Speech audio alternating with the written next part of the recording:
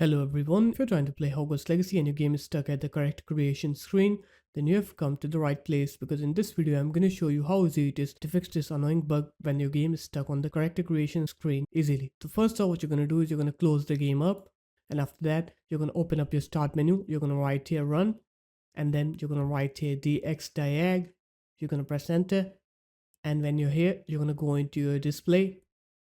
And once you're in your display, you're going to find whatever graphics card you have. So here you'll have your graphics card's name. I have the AMD Radeon RX 5600 XT, but you can also have an NVIDIA card or a Intel Arc card. So I'm going to show you how to do it on your graphics card. So whatever graphics card you have, for example, if you have an AMD graphics card, you're going to search for AMD graphics. If you have an NVIDIA graphics card, you're going to search for NVIDIA graphics. If you have an Intel card, you're going to search for Intel graphics driver. You're going to click onto this first link from intel.com.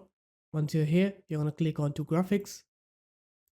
And here, you're going to search whatever graphics card you have. So if you have, for example, Intel HD 5500, you're going to search for Intel Graphics 5500 driver. And once you search your driver, you're going to scroll down and you're going to click on processor graphics.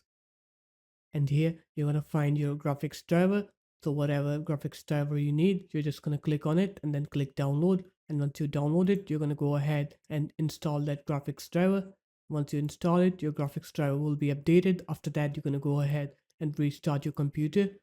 And once you're done with the restart, now when you try to play Hogwarts Legacy, you'll see that your game will work correctly and it will not get stuck on the character creation screen anymore. So there it is guys, that's how easy it was. If you guys found this video helpful, make sure to leave a like, comment and subscribe to the channel, and I'll see you in my next video. Peace.